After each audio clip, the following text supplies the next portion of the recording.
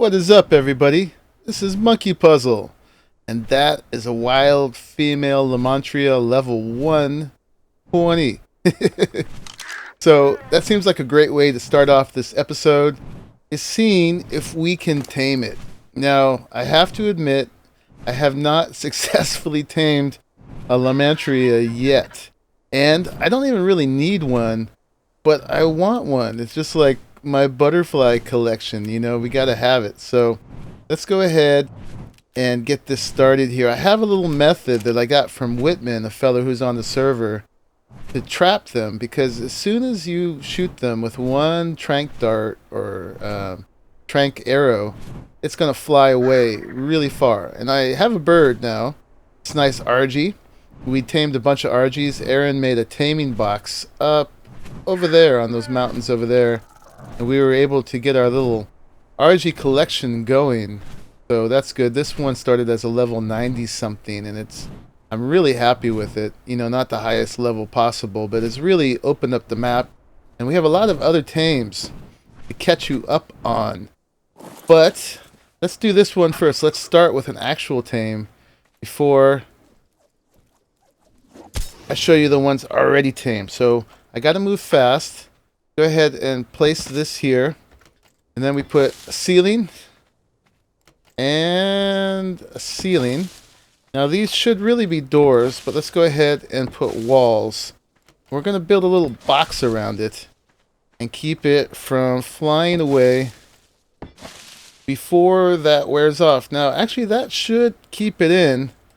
Let's go ahead and do that. Now the reason I haven't successfully tamed one before is I've done this. I've managed to make the box, but when I try to do this with trank arrows, the Lamantria is going to die before it gets enough torpor to go out. So this time I've gone ahead. Now before I shoot it with a bullet, let's go ahead and put some trank darts in there. This time I have got trank darts, and I'm hoping that's going to make the difference. Now if I kill this thing, I'm going to feel really bad. This is why I should have done doors, but I can get down like this and do it just fine too. Yeah, that's okay. That one was a hit. The first one wasn't. Now I've got a good shot at it. I'm going to wait the full 10 seconds between shots. Make sure that we don't do this. Loading the gun takes about 5 seconds, and so you want to do another 5 after that. Probably something like that. Let's take our time, but not too long, because we don't want to let the torpor go down either. But if we get a 120 Moth, that'd be pretty cool. Moths are the first flight in the game, generally. You know, except for an RG. Moths, RGs, and the Wyverns are the only flight, actually, in the whole game. Other than that, though, Moths don't have a whole lot of ability. They generally have pretty low stats. They can't attack at all. They do have this like kind of poison cloud they give off that apparently slows things down. Like that. And I've heard something about it helping plants grow too. But I don't know a whole lot about that. But flight can be really important here, just to get you out of danger. Help you travel without dying. You could pump up their weight and move stuff with them. But like I said, I mainly just want it for my butterfly collection. Now, hopefully this is going to work. Taking a while. Apparently they have really high torpor relative to their health. But I'm hoping one of these is going to go out. We will see. If it does. Up. Yay! It worked. That is excellent. So now I can say that this actually works. So I'm pretty sure that they are herbivores. I actually don't know if I brought any Majos with me, so I usually have them on my Jerboa. I could hop back over there, but I'm afraid to leave this guy and have some wolf or something kill him. So I'm going to do it the hard way here, and I'll bring you back when it hopefully I'll bring you back when it's ready to be tamed. All right, see you in a minute. So it's about halfway to when I'm going to drop the measures in it. I just wanted to give you guys a little update. I went ahead and put spiked walls around just to make sure nothing happened, because it's going to be a pretty long wait. According to Dodo Decks, I've got 45 minutes to wait till it's hungry enough to eat 46 Mejo berries. So it had 4,477 torpor, and I used 19 darts to take it out. And it took about half of its health. So I had some room to spare. The trank darts are definitely the way to go over the arrows. So, and apparently, well, crops, it looks like they wouldn't have made much difference to use those.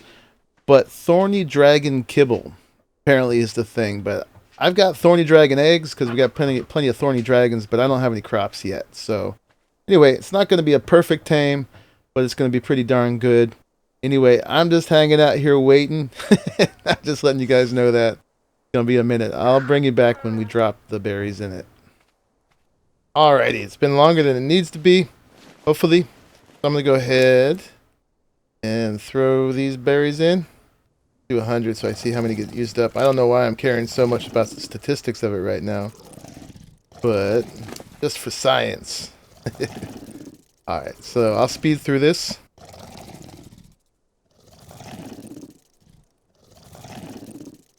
Alright, it's almost done. Looks like it went down about 78%. I have to look back at the footage to see exactly how many levels I got. But there we go. This is actually the first desert moth, I guess is their official name. Lymantria sporarmis. So you can pause and read that if you want. But that's cool. I don't have a name for you yet. What's your name? Yellow desert moth. Oops. Okay, well, we'll just put my tag on it for now. Let me break it out of here, and we'll go check it out. Okay, back at the base. We'll talk about some of the improvements here in a second. But on the new moth with no name at this point, I've got a ramshackle Lymantria saddle that I picked from a drop. So that's right on time for this guy. We're going to throw that on there and see all the stats right now before I've leveled anything up. And hopefully I'm not too heavy to start with. No, I'm not. So this is what it can do right now before I've leveled it. Anyway, there we go. We got a 120 moth, desert moth. So that's very, very cool. Pretty excited about that. I was looking for something high level to tame to start the episode with, and within 1 minute I had seen this guy. It was like the third thing I looked at. Very cool. Sometimes you get lucky.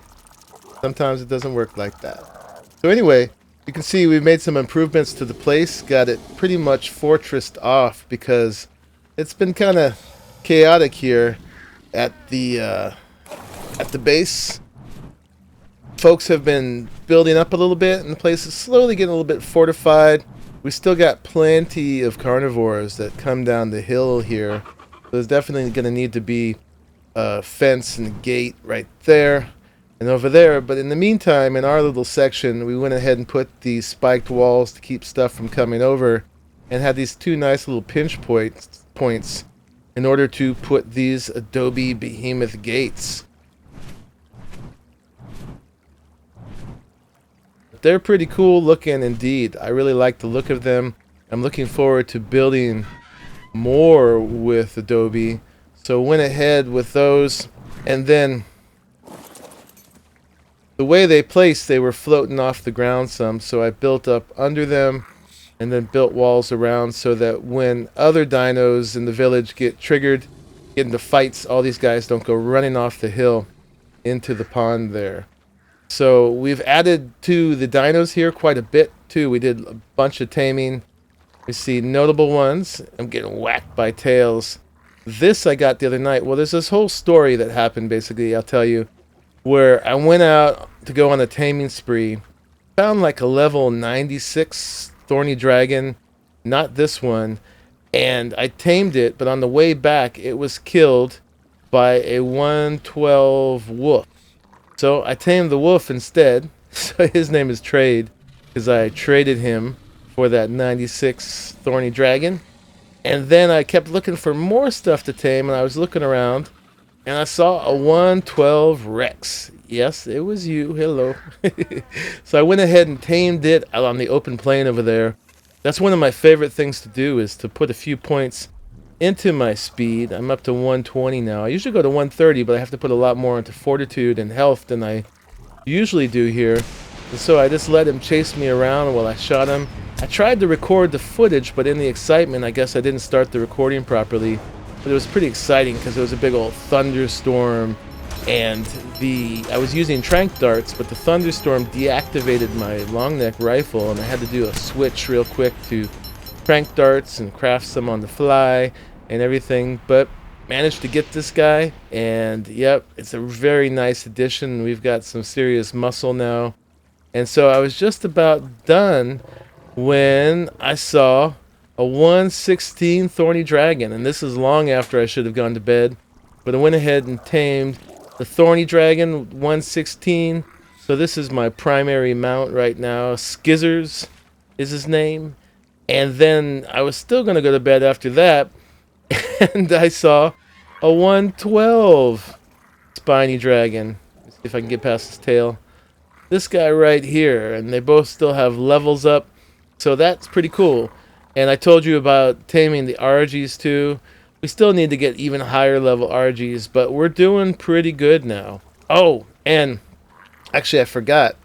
The other evening I was talking about, well, I had already found a 120 Carno here previously, and this is it. So that was pretty cool. And then the start of the other night, before I actually saw this 96 spiny dragon, thorny dragon, I saw another 120 Carno. Unfortunately, they're both males. In fact, all our dinos seem like same sex. Like almost all the Skizzerses, they're all males, and the Morellatops are all females, and the Carnos are all males. Anyway, we'll work it out. We have to keep taming things in the meantime. I guess that's the thing of that. So we've got this place pretty full. Aaron did some more expansions on this thing. So now we've got a fabricator up there, and we're about to move into that whole realm. Has about as much storage packed in here as we can fit. I think I'm going to trade these out for smithies, because smithies hold a lot more items than those chests do. Smithies have like 75 slots, and these chests only have 15. So smithies are a good way to go for storage, but we got to move out. So we have a new place picked out. At the end of the episode, we'll fly out there, and I'll show you where we're going to move to, and that's going to be a setup for a big building project, and we're prepping for that right now. So rather than expand this place out, we're going to go ahead and start a new one. Hydra over here, we're starting to fill with some parts. We're going to do some initial parts crafting here, where it's safe and we can lock the dinos up and stuff and just take them out. And then we're going to fly the parts over to the new place and then do it in stages. Get like an initial thing going to build from, and then do the real build. So I'll tell you a little bit about that when we get out there. Two new things I want to show you here before we go is, one, I've been using preserving salts. You store them in these vessels here, and while they're in these vessels, the preserving salts last basically forever. You craft them like this. I'm actually not explaining this in the right order. I'm just going to go ahead here. You craft them. I guess Aaron moved stuff around already. But you craft them with some sulfur and some salt. Oh, you put the stuff in there. And then you go ahead and put them in a mortar and pestle. And if you learn the engram, you can make preserving salts. And what these do is, if you put them in your inventory, they basically double the time it takes for stuff to spoil. Let's see, I can't see it right there. Let's go ahead and throw this up here. Now you can see the spoil time on it is 9:22. Now if I go ahead and drop this, it's going to spoil in 4.5 minutes. So there you go. at least doubles the spoil time on things. So it's a good idea to keep them in your inventory. Now they do have a spoil time themselves, so this only lasts, this one's going to spoil in about 24 minutes. I'm not sure what the full spoil time on them is, maybe like 30. So they go pretty fast, but if you're on an adventure, they get stacked in 6, so that's definitely worth it. And then that leads into what I should have showed you last, was in these vessels, you can make a bunch of salt and put them in here, and the spoil time is pretty much negligible once they're in here. And so I just fill these full, and then when I need some, when I log on and I've got some food and I'm going to go out into the world, I go ahead and grab some and throw it in my inventory, make stack 6, and my food will just last a lot longer while I'm out there. Now the other thing I wanted to do with you all is I wanted to make another new thing, these flaming arrows, flame arrows. Let's go ahead and learn the engram for those. It takes 15 points. And then let's go ahead and see what they take to make. So I'm going to need a stone arrow and propellant. Aaron's already made some, but I should probably go ahead and learn the engram for that, because this could be used for all kinds of cool incendiary stuff. We'll just do the flame arrows for today. He also made this like tar you can throw and burn stuff up. Alright, so in here, he went ahead and made some propellant. So I'm just going to go ahead, use some of that. I guess, can I make it in here? Propellant must be a... yeah, it's in here. It takes 1 sulfur, 1 cactus sap, and 1 oil to make them in here. So now I've got a new craftable. I can make flame arrows. So I have 17 stone arrows on me, so 1 to 1. I can make 17 of those. And I heard that these are pretty boss, that they can do quite a bit of damage. Let me see. Let's take a Vector out here. I think that's an okay name. I'm kind of working on it. And see what a flaming arrow can do. See if I can get a volunteer. What level are you? Level 28. Alright. I'm going to create a little bit of havoc when I do this. Actually, just to keep things simple, let me go up here. Okay, so let's take these flame arrows and go ahead and put them on the crossbow. And then check it out. Alright, oh look at that. That's so cool. Tip of it is flaming. Whoa! It is on fire. And it looks like it took damage for a minute there. Or not quite a minute, but you know, longer than after you shoot it. So that's 2 of them. Ooh, it's on fire again. 3 arrows to down a Paraceratherium. So these are pretty good. That's probably way better than a rifle even. Apparently you can put it away while it's flaming. Doesn't burn anything in my pocket. Cool. So I wanted to show you the preserving salts. I wanted to show you the flame arrows. I wanted to tame the moth with you. Now let me go ahead and show you the last thing over here. Is I want to show you where the spot that we've picked for our new base. Okay, the Paraceratherium's still chasing me. Let me just make sure he's not going to cause any trouble in the village right here. Still mad?